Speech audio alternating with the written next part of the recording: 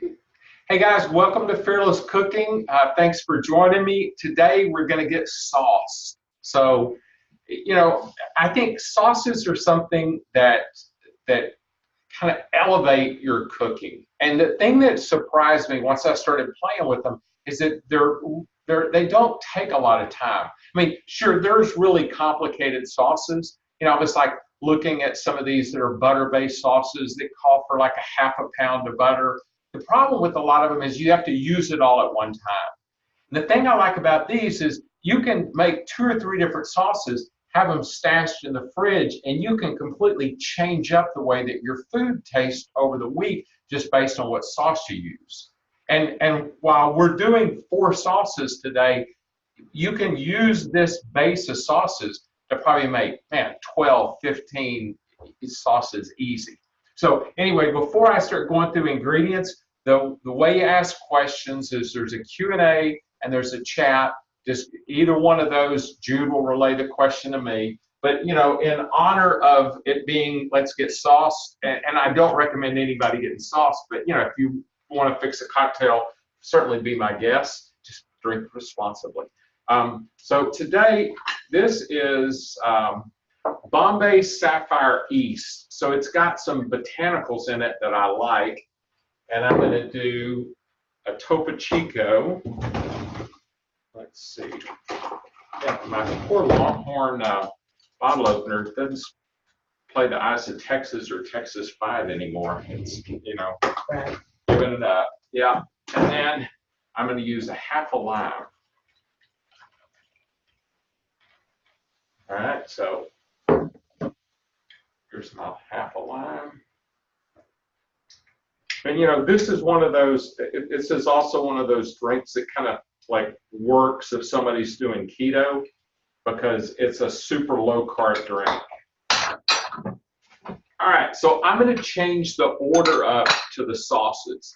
And the reason I'm going to do that is because I'm going to go ahead and toast all of the garlic. You don't have to toast it. The recipe that I'm using for the pesto, I'm trying to think who I got that one from. I'll put credit for that one at a subsequent note. But we're gonna do. I think that was maybe Fearless Cooking, or not Fearless. One of these days I'll be referencing this. I think this was Serious Eats. Anyway, we're gonna change the order up. We're gonna do the pesto first, right? Then we will do the aioli next. Then we'll do the sun-dried tomato, and the last one we'll do is the almond butter one. And so let me just go through ingredients real quick. This is goat's milk cheese. It's Pecorino Romano, or actually I think that's sheep, but it's Pecorino Romano that we're going to use in the pesto. This is a half of a jalapeno that's going to go in the aioli. The eggs for the aioli. Mustard is for the aioli. The artichoke hearts and the sun-dried tomatoes are for that last dish. This is 3 tablespoons. It's the third sauce. So, okay. This is the almond butter. That's like 3 real generous tablespoons. And this is like a richer kind of turmeric. It's like an Aleppo, I think it's called turmeric. And then this is sweet smoked paprika. Both of these are teaspoons. This is just always keep salt and pepper available. And then the ginger is for the almond butter dish. The pine nuts is for the pesto, and then the garlic will be used kind of throughout. Some people have a hard time with raw garlic, and that's why I'm going to just go ahead and toast it all, and then I'll use it, as we go through. Some of these cloves are gigantic, so I've cut down on the number of cloves. I think that the pesto dish called for 6 cloves. Well, 6 cloves of garlic that size would be pretty overwhelming. And then I've got a bunch of basil here, the flat leaf parsley, mint, and flat leaf parsley that I'm going to put in the aioli. And then I've got lemons that'll be used kind of, I think, pretty much throughout it. So anyway, let's But you get. have your oils and coconut milk over to the side too. Thank you, Jude. You're right. Okay, there's water for the almond butter mixture, coconut milk for the almond butter mixture, and then we're using, oh, and then the honey is for the almond butter, and then the avocado oil and extra virgin olive oil. All right, and our gin and soda. Okay, so here we go.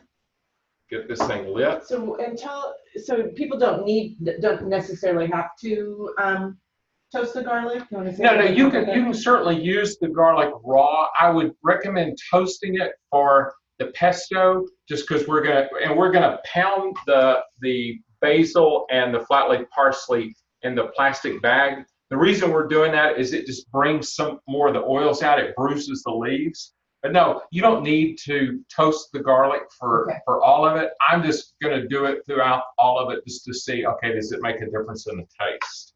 Okay. Good. Let me light this thing real quick.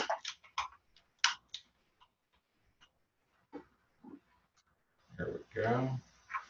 And I'm just using a dry skillet, and we're just going to, I'll start off with the garlic. And all we're going to do with this, it's just, we're just going to like get some brown spots on it. Basically what it's going to do is it will, like in essence, start to roast it, not to the degree that it would if you put it in the oven at 400 and put it in there for 30 minutes, but it's just going to take a little bit of the bite out. And you have it still in the skins. It looks like. Yeah. So we're going to do it in the skins. Then for each one of the dishes that we use it in, we'll just smash it, peel it, and then chop it up. All of these, we're using some kind of a blender. But what I've noticed, like with the jalapeno, we'll do the same thing. We'll rough chop it just so that we're not making the blender do all the work. Okay? So how will you know it's roasted or enough? So we'll start to see some brown spots on it. Okay. Yeah.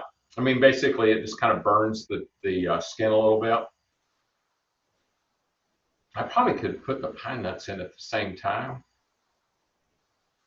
Except now I don't want to do that, because what would happen is I would overcook the pine nuts. Because one of the things I've noticed is that because the skillet gets pretty hot, when you put the pine nuts in there, it doesn't take any time at all for those to cook. In fact, last time, I don't think I ever even put it back on the stove. There was just so much residual heat in the skillet. Because I'm not using this is not a non-stick skillet. Okay, I use a stainless skillet. I'm gonna actually probably order maybe tomorrow on, like, see if Amazon's doing their great big wow sale, a carbon steel skillet, just to kind of play with it to see what the difference is. Cast iron is just so heavy. I love cast iron for like cooking a steak or cooking something that I really want to brown. But I'm trying to see, all right, how much stuff can I do without using a nonstick? Just because, even though they say, oh, it's completely safe, I noticed that over time, the finish in that thing starts to get where it doesn't look the same as the first day I got it. And, the idea of ingesting that stuff is just not something I'm like tremendously enthusiastic about. So I'm starting to smell it. Yeah. And that's almost with everything that you're cooking. It's like the smells and the sounds can give you some, kind of clues as to where you are.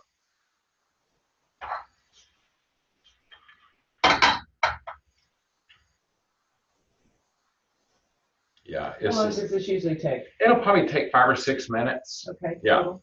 Yeah. And then, I'll use that time to talk about a couple of the other things that we're doing. So when we do the artichoke sun-dried tomato combination, that was a thing that I got from Rob Wolf and Nikki, his wife.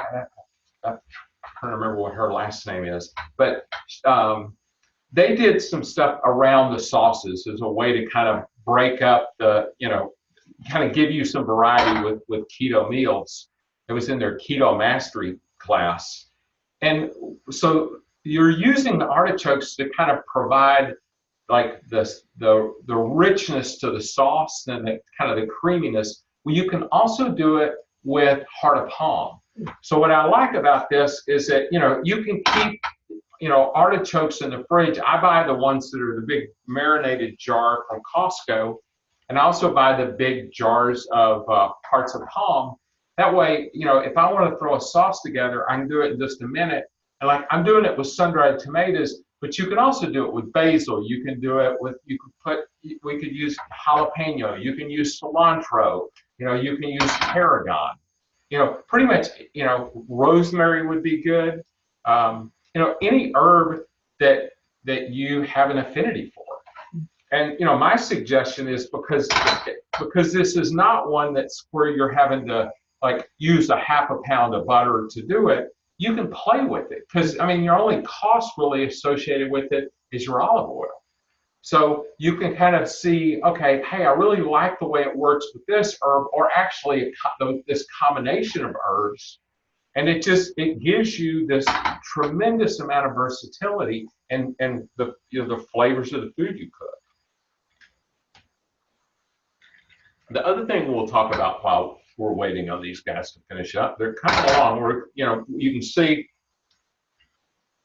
we're starting to get some dark spots. Yeah. Next week is my birthday, and so we're going to do dessert because anybody that knows me knows even though I do paleo, I haven't like completely given up desserts. And that's one of the reasons I don't do as tight a keto during the summer because there's just too much good stuff to eat, and I don't want to be that limited on the carbs. But so I'm gonna do a paleo ice cream next week. So if you have a ice cream maker, we'll use that. I'm gonna go ahead and move these off, and now we'll do the pine nuts. And like I said, this is already hot, so I'm gonna turn this thing way down. All right, and then here we go. And then just kind of keep these things moving. You'll be able to do ice cream. Yeah, see, they're already super hot. Oh. Yeah, they're already starting to. Wow, that didn't take long. No, well, because this thing gets so hot. Just turn this thing off so I don't, burning pine nuts is tough. Catching yourself on fire, would be an alarming thing for folks. All right, here we go. So, like I said, it doesn't take very long to do the pine nuts. On the skillet's probably 600 degrees, but that's good. We'll let that. How did you know they were ready? Like how brown did they just so we started getting some burning on them. And it's like the second they hit the skillet, man, you could like smell immediately that they were done. So that thing is now nice and calm. Okay. Now, what we're going to do is we'll use the blender for the. Do you want to move pesto. your? Yeah, let me get this out of the way. I'll be right back, guys. Okay. Now, let's we'll move this out just a little bit. Okay, so I'm just going to go for the pesto. Yeah, so I'm just going to put the pine nuts in here. All right, we'll get this out of the way.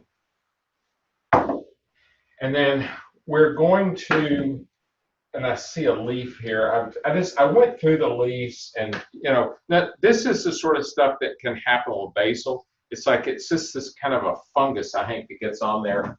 And if you ate it, it's probably going to hurt you, but it's like, don't need to. So what we're going to do with the basil is that we're going to pound it, which is always fun. So get out any of your frustration. That's it.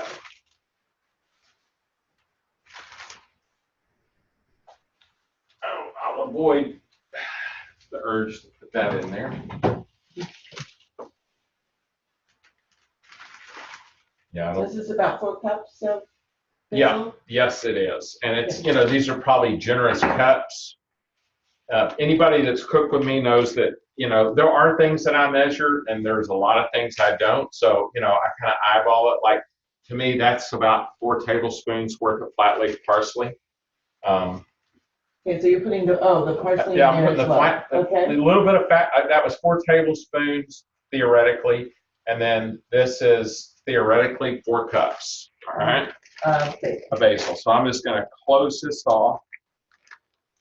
Move my drink because that would be a real crime to just, tear that thing up. And now I don't want to, since there's air in here, let's see if we can get the air out so it doesn't blow all out of the place as soon as I start to pound it. All right. Now then, I'm just going to take this.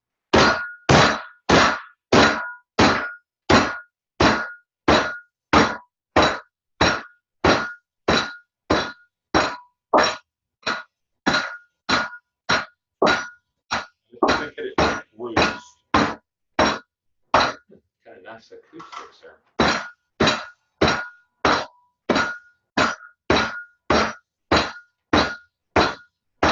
You can use a rolling pin. You can use the bottom of a skillet.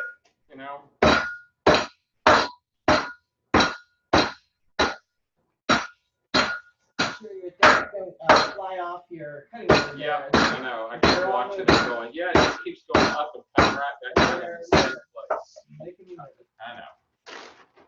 All right, so that's pretty good. And God, as soon as you open it, you smell the basil. It really ups the, yeah, the basil aroma. The more of the oils that come out. That's there. it. Okay. Yeah.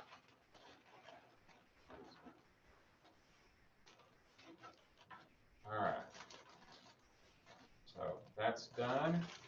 Now then, I'm going to do 3 of these garlic cloves, and those are nice and soft. I'm going to have to imagine I can just peel this off here. Let's see. Oh yeah. Yeah, it's nice and soft. And I'll just rough chop this. Yeah. Perfect.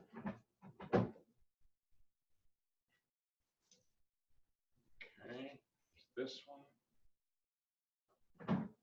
And I remember this was a long time ago. A friend of mine that ran a restaurant here, he roasted like a whole head of garlic. I was like, man, why would you want to do that? Because it's going to taste horrible. It was incredible how sweet it was. Mm-hmm. So when you roast garlic, it really ups the sweetness. So I'm just doing a quick, not a super fine chop, because I'll let the blender do its work. Yeah.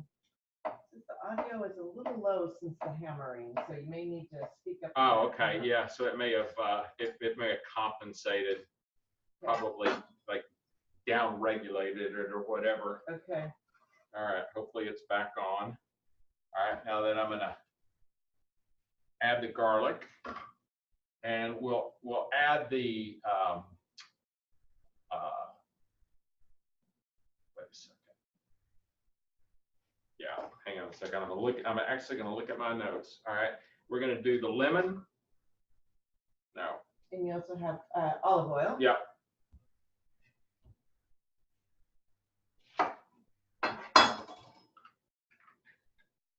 You'll be putting in everything at the same time? Yeah. Okay. Yeah. Well, actually, what I'm gonna do is I'm gonna get everything started. I'll leave the top off of the blender, and then I'll use the plunger to kind of make sure that I get all the pesto going in. And when you say I'm going to put everything in, I'm not going to put the pecorino romano in. What I would do is I'll pour this into a bowl when it's done, and then I'll stir the cheese in. So hold off for the last for the cheese. Okay, that's really important to know. Yeah.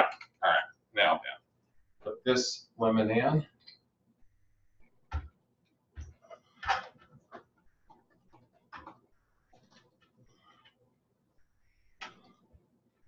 And then with this, I always flip them over just to get the last of it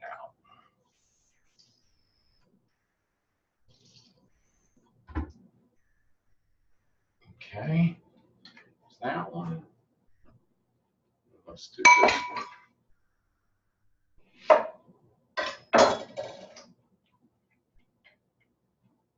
These are giant lemons.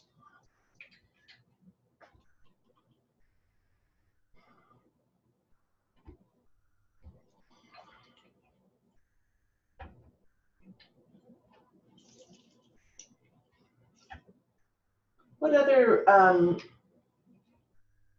would you always want to make your pesto in a blender, or would you use I mean, you other- could use an immersion blender. It's just because there was so much basil. I mean, I've done it with the immersion before, but when there's that much herb, it just, you know, it's like, all right, I've got this. It's easy to use. Let's just use it. Okay. Let me make sure I've got everything in there. Got the garlic cloves, the basil leaves, the pine nuts, flat leaf parsley, and then the lemon juice. So I will. Putting the olive oil in yet? I'm going to put the olive oil in after I get it going. I'm just going to stream it in. But first thing I'm going to do is use this to like get this all down there.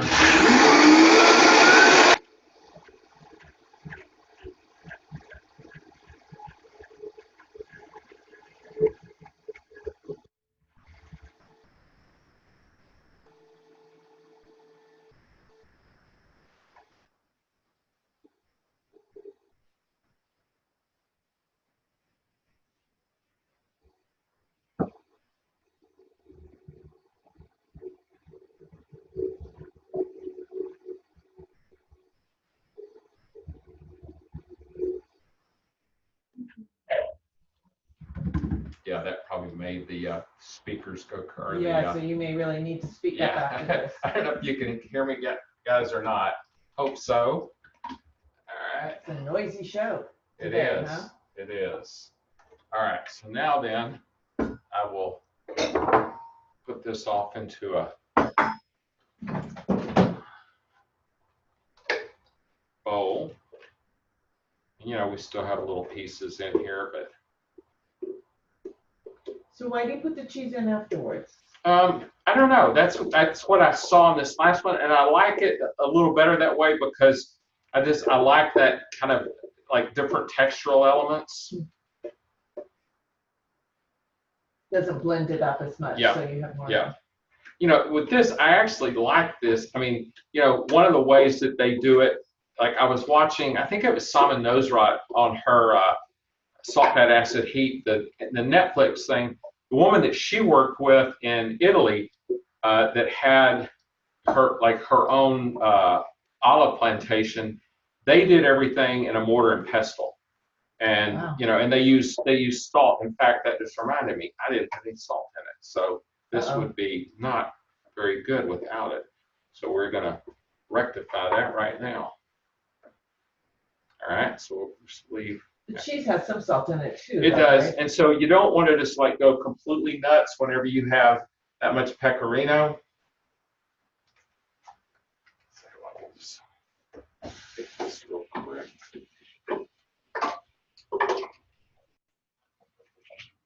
Yeah, I'm not gonna completely clean it, but it's like it's so much easier with the blender if you kind of rinse it out and still let everything get dried in there. All right, that's good. Just move this out of the way. Okay.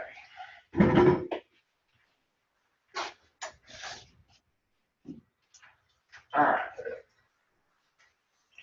Now let's use a fork to stir it. We'll add the pecorino. And I'm just going to put a pinch of salt in, and then I'll taste it to make sure that it's got the right amount. But you know, I like salt and stuff. You know, to me, salt should bring the flavor out. It should. I don't like anything that I fix that I add salt to taste salty, right? I mean, the only thing that it's like if you're doing water to boil vegetables, you want the water that you put the vegetables in to taste salty. So that way the salt permeates what you're blanching or cooking in it. with any dish that you're adding salt to, you're adding salt to bring the flavors out in the food that you cook. Like what was it? Oh, snow peas that we cooked last night. I forgot to put salt in them. And I took a bite and I was just like, oh man, this is bland. Added salt to it, it was great. Okay, so let's see what this tastes like. I will avoid the urge to stick my finger in it and lick it. That's good. It can taste just a touch more. I'll even use this spoon now.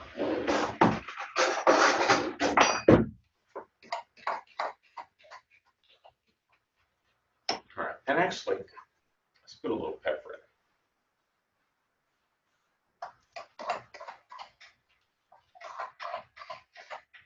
in it.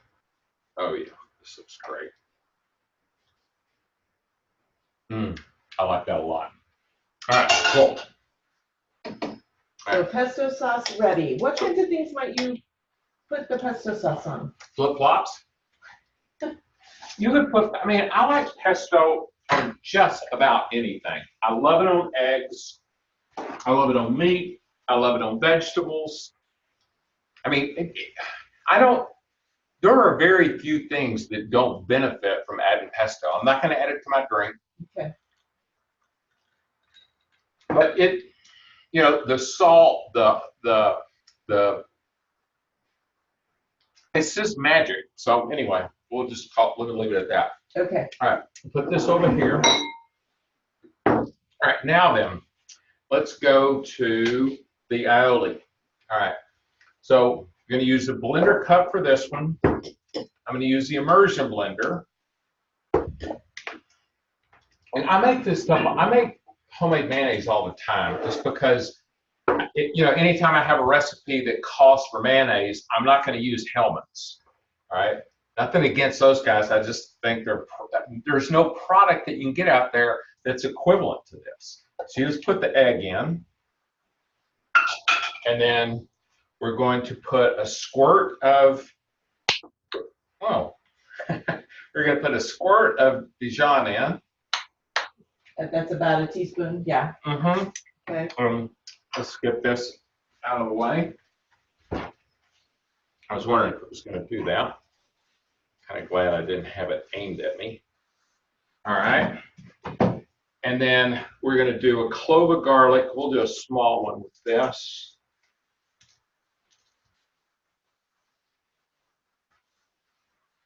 All right. And if you like a very garlic forward deal, you're welcome to put 2 in. All right. And we're going to add.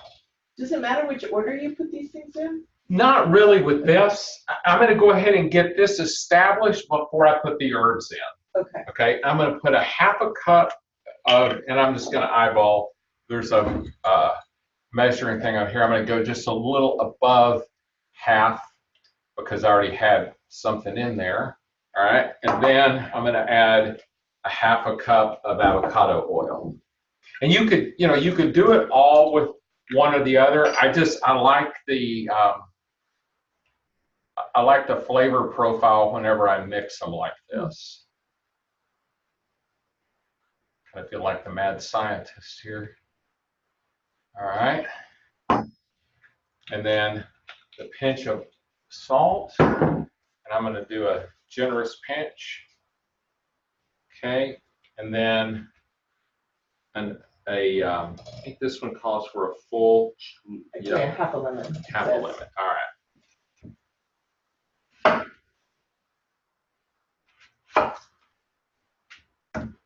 I don't know if this will fit. This one may need trimming. Let's see. Yeah. So if the lemon is too big to fit in the lemon squeezer, you just cut the edge off or the rind. Okay. Now it'll fit.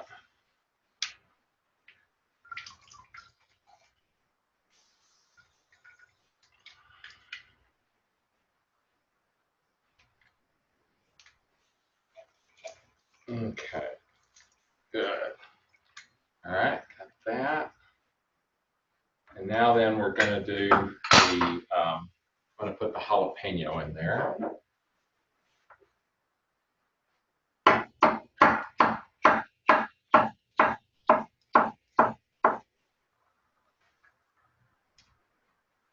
All right. I think that's it. Outside of the parsley Yeah, and mint. yeah. All right. So you're starting with those first, and yeah, then because I want to do the emulsification. So basically, this is getting oil and kind of water to play nice together. So you see it start to.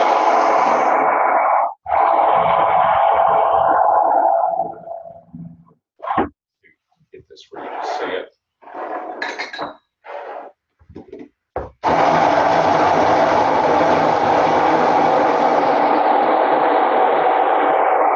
you can move your hand a little bit.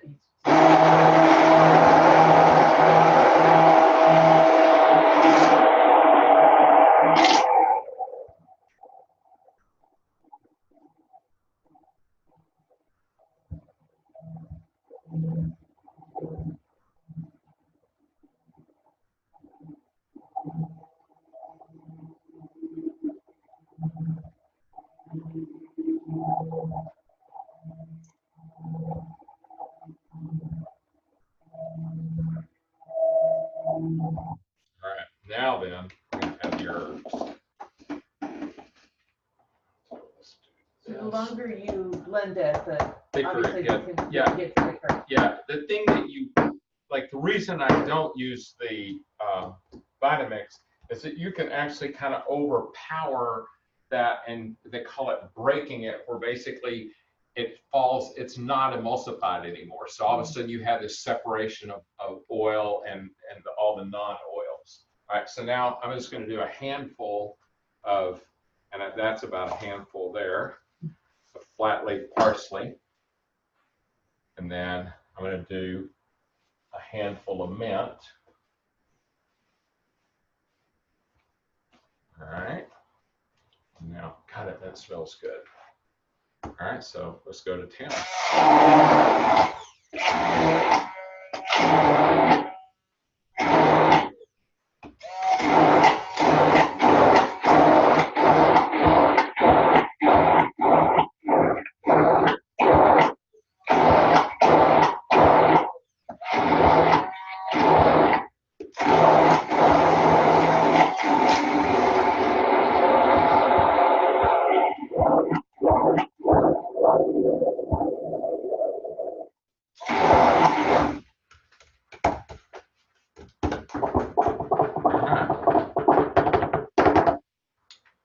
Rinse this off because we're going to use this for the next two dishes, or the next two sauces.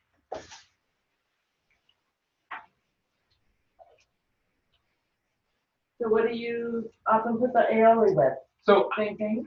yeah, so anything that I want something that has a like that needs richness. Like I was telling Mo earlier, you know, this would work great with like artichokes.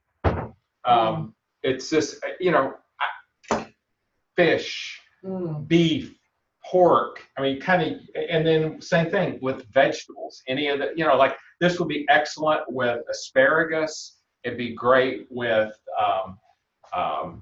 what am I trying to say? So I did get, we have a question from one of our participants. It says, to what consistency do you want the aioli? His is a little liquidy. So this kind of keep like going in and out with the immersion blender. Okay. So I mean, so should it be a mayo consistency? It's not going to be as thick as mayo. Okay. Okay. So, but it's still like with this, you can see I've got the herbs in there. It's pouring, right? Okay, kind of globby. Yeah. A little bit, Yeah. But not runny. No. Right. Yeah. Okay. But then the herbs kind of help stabilize it as well. It's sort of like a dip, like it is. It is. Consistency of a lot of dips.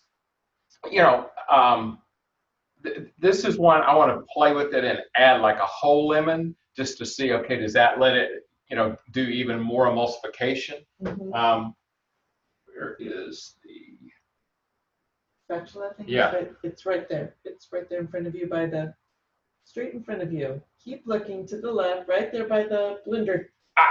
Thanks. I was going, what? Yeah.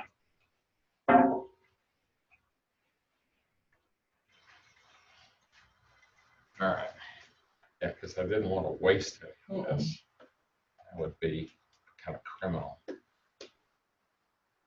And, you know, one of the things with this is that, okay, this has a raw egg in it, right? Okay. So if you have somebody that, you know, that is immunocompromised, I would be real, you know, like reserved with this because, you know, that could be problematic. You know, because you never know. You know, do you have an egg that is suspect? I guess it's also how long you store this sauce is a little bit shorter lived than. Yeah. I wouldn't leave this in the fridge for a week. This is a 2 or 3 kind of day deal. You know, I've heard of people doing it longer. I've heard of people that have used like oregano oil or different like essential oils to try and extend the life on it. I haven't played with that, but you know, eggs are cheap, so it's like, hey, just do it, use it for a couple of days, and then give it up. Yeah. All right, so that one's done. Okay, we'll move this over here. Now we're going to do the sun-dried tomato. Get the jalapeno that I keep stepping on. With that. Okay, so with this, I'm going to go ahead once again, rough chop the sun-dried tomatoes. It's like about 3 of them. Yeah, there's because those are pretty small ones, so like 3 decent size, and you could certainly use the ones that are already in the oil. It says I bought like a 2-pound bag of these things, and what I liked about it was that they were organic and there weren't any, they weren't preserved with anything.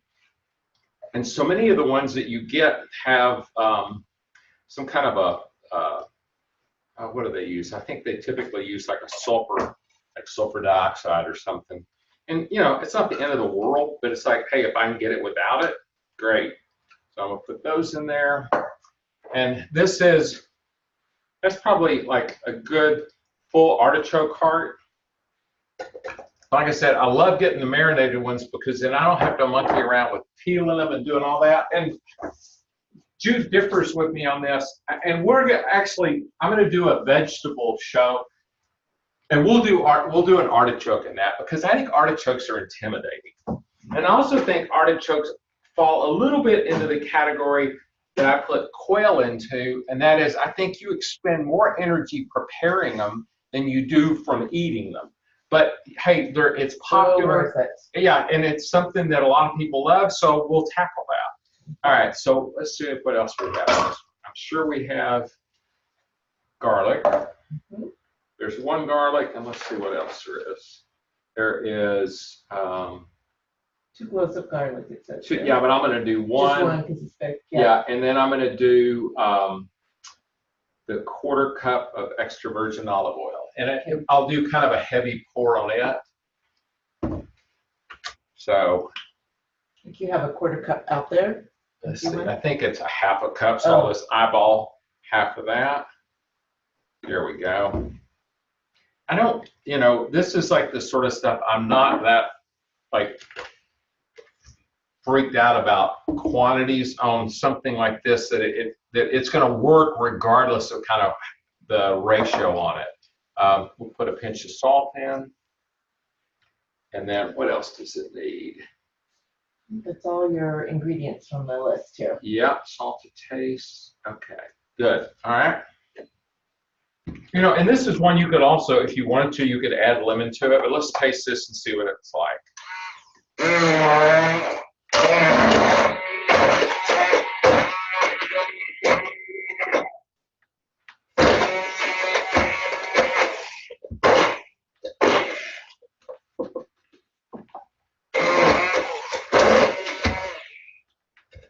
This one's going to be chunky.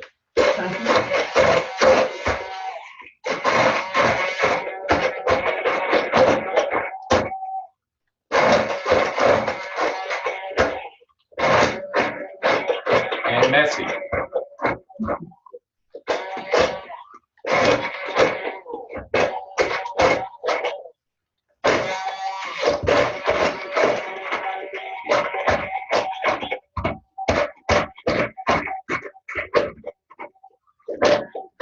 going to add just a little bit more olive oil to it. Because? Because I want it to have a little bit more of a liquid consistency.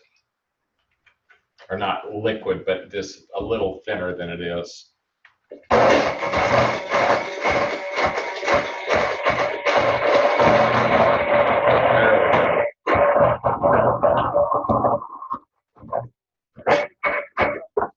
All right. Let's see what this one tastes like.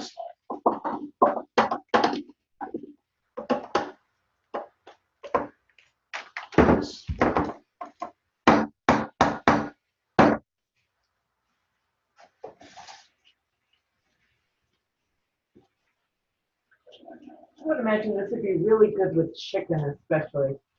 This is an Italian. Yeah, this is another one of those deals. It's like all week long. I put this stuff on sweet potatoes. I mean, there was just a lot of different things. I love sun-dried tomatoes.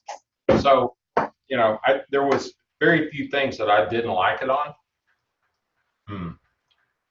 That's great. You could also add, in fact, I think I will. Let's add some lemon juice to this.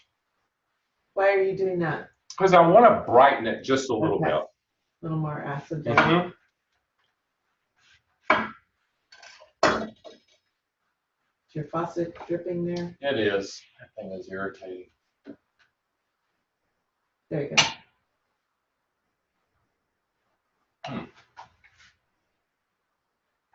It's good.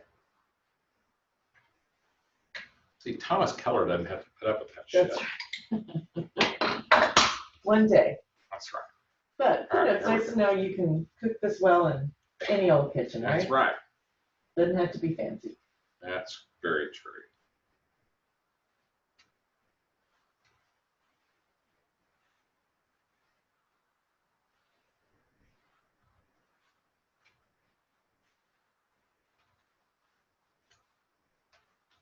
All right.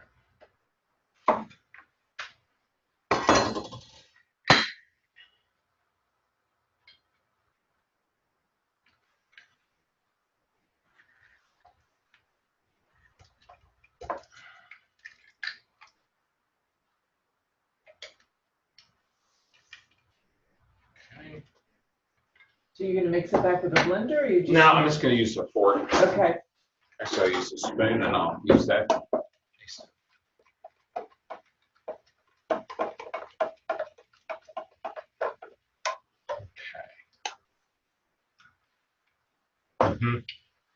I like that. Yeah, extra.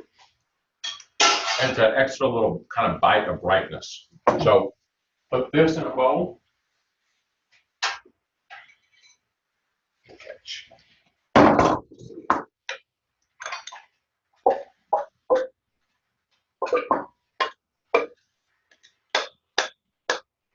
We'll rinse this out, and then we will do our last sauce. The last sauce.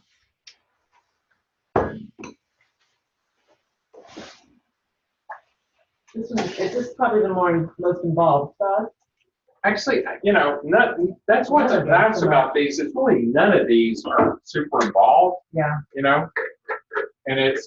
the other thing about these sauces is that the more you make them, it's like I'm looking at the recipe and the ingredients, because it's like I make the aioli all the time.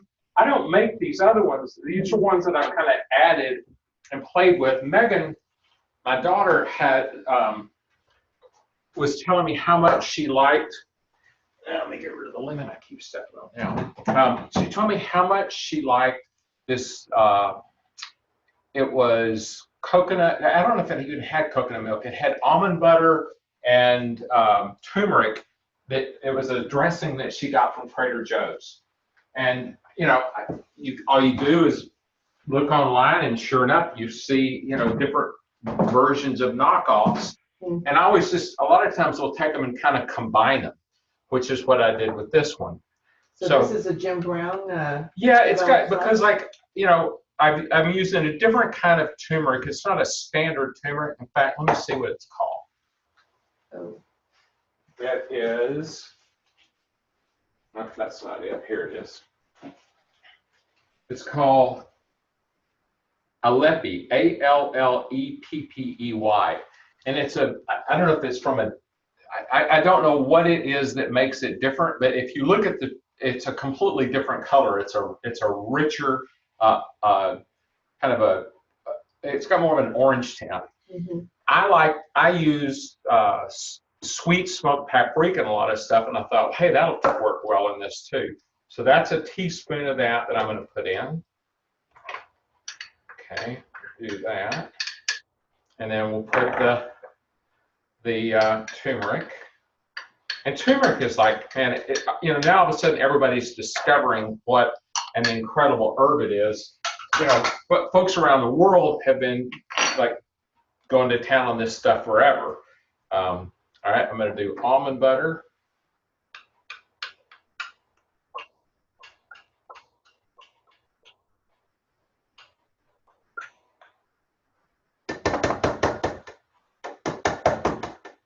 All right, and then coconut milk.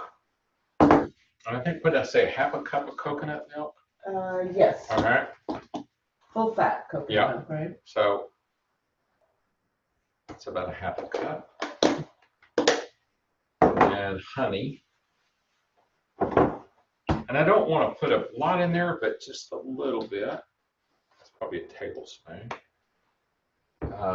And then what else? Oh, ginger. So what we're going to do with the ginger was that we're going to use a spoon, and I'm going to pull that one knob off. So I use the edge of a spoon to peel the ginger.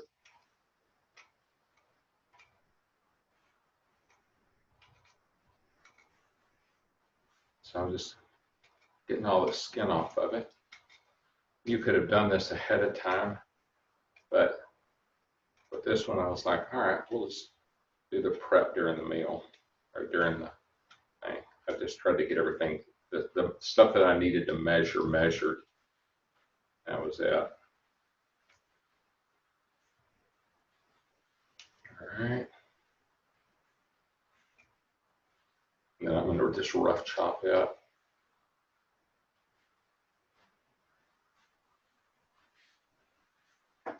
It sounds like it has a kind of more of a Middle Eastern sort of flavor profile. It does, and it's, this stuff is like, it's a salad dressing, but what I realized with it was, it's like, it's, oh, that was the water up there. I was trying to figure out what that was. It really works well with anything. And the soy was not the soy, the coconut milk was something I added to it just because I didn't want to keep adding water to it. And, I think coconut milk is kind of, has a natural affinity for all those flavors anyway. There was garlic also. It's supposed to be in there. Yeah, and let me do that. And lemon juice. Yeah, thank you. Mm-hmm. All right. Oh, you did put the water in? Yeah.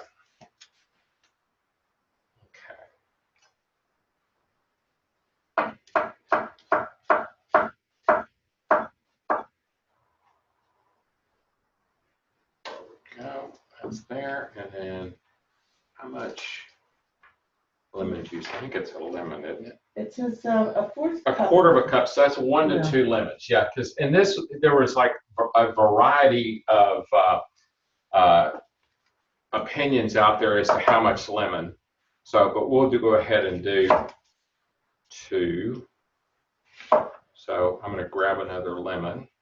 I buy lemons by the bag at Costco just because I use them. Most days I'll have a glass of water that has a half a lemon in it. All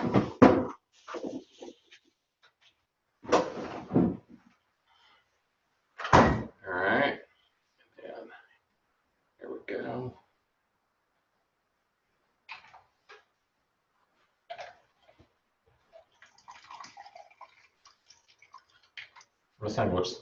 This place looks like a bomb zone. Yeah.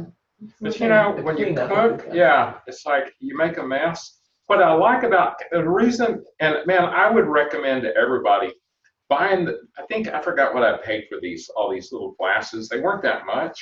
It just really simplifies cooking because it's like you get all the prep done ahead of time, and it's just a lot easier than when you're cooking. You're not having to, like remember all of it. Makes the cooking more enjoyable too. It does. It really actually makes it fun.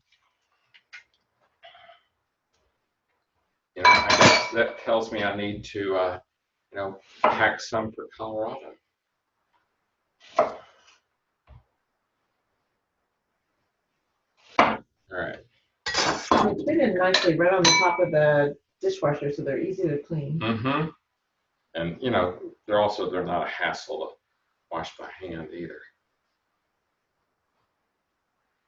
And this is a little bit of a hassle, but I really figured out that once I started using a citrus squeezer, you get a lot more of the juice. Mm-hmm. You're not leaving so much of it.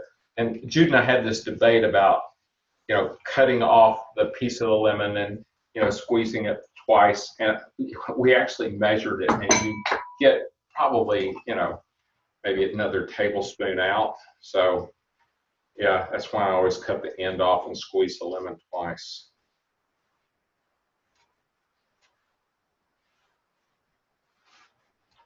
All right, almost done.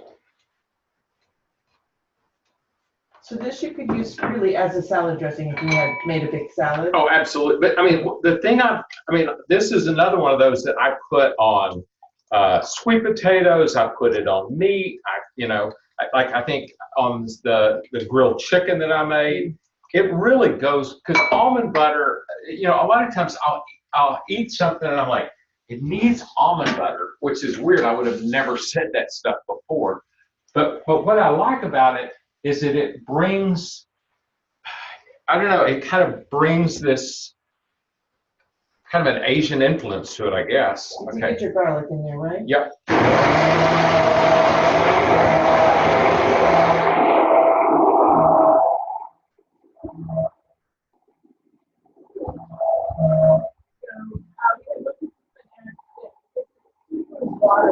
Hang on a second.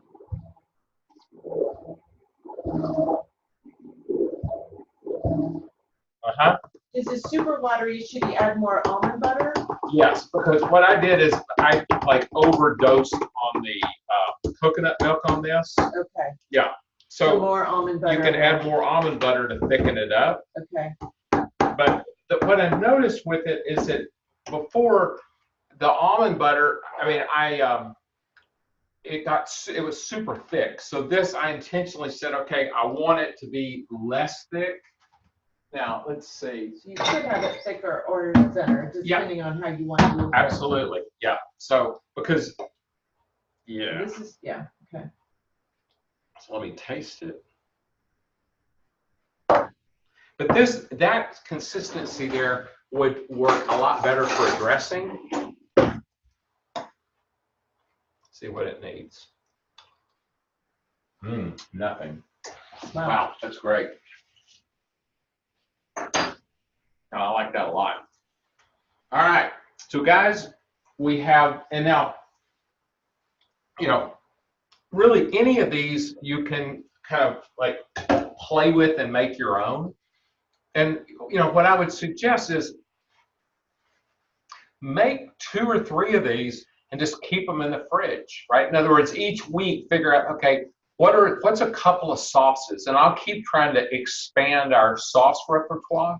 But what I like about this is if I do a couple of proteins at the beginning of the week and maybe 2 or 3 vegetables, now I can change up the flavor profile of the food that I'm going to eat, so I'm not eating the same meal over and over again. You don't get so tired of eating. Absolutely. So next week is going to be ice cream, and we'll also do a frozen cherry dessert that I do all the time. So we'll do a couple of them next week. And then the week after that, I'm not sure what it's going to be. I'm going to record one while I'm going to be out on the road, And the recorded, I'm going to do 2 recordings. One will be a reverse sear steak, and the other is going to be sous vide egg bites like they do at Starbucks. So anyway, stay tuned and enjoy the rest of your day, and thanks for joining me. Thanks a lot. Bye-bye. Bye-bye.